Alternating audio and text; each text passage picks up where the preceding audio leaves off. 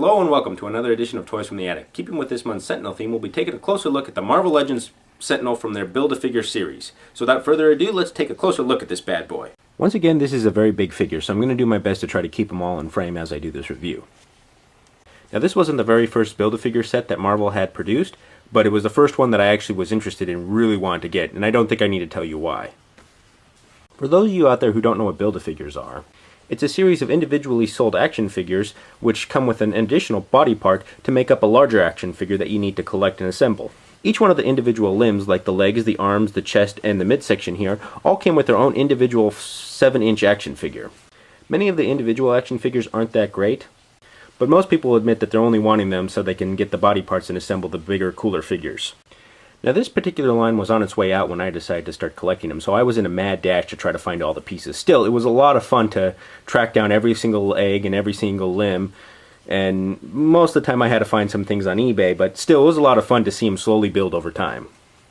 Now as far as the sculpt goes, it's a pretty decent sculpt on him.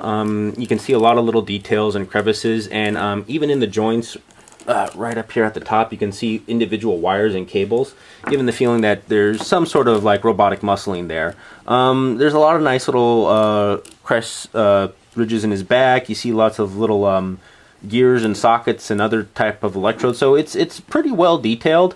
The paint on him is actually kind of dark. He has more of the traditional comic colors, or cartoon colors, but they're really dark and kind of dirty. This is kind of going more of like how he would look if he was more realistic. I kind of don't like the colors too much. I've seen him customized to the traditional colors, but I don't really want to do that to this figure because he's the only one I have. Still, I can kind of accept it.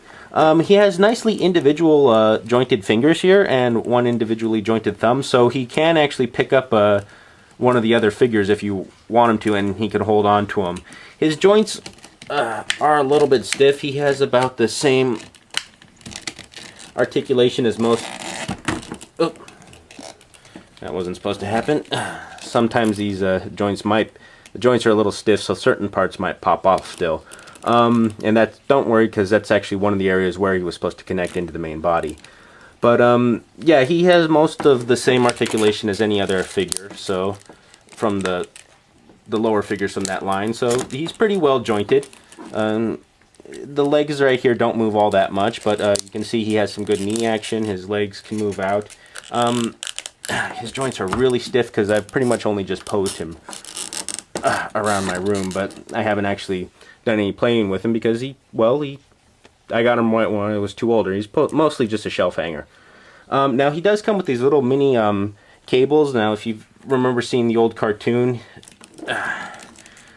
these would often pop out of the hands right here to snag around any of the X-Men characters or any of the mutants. Now these are the posable kind with the wires inside, so you can get them in any type of position you want. I haven't put them in here mainly because I kind of like them without them. Now I actually really like this figure, but keep in mind if you are wanting one of these, they're actually not that cheap online. Most of the collectors had to pay $15 to $12 to get each individual part, so they're going to want to kind of get a lot of their money back.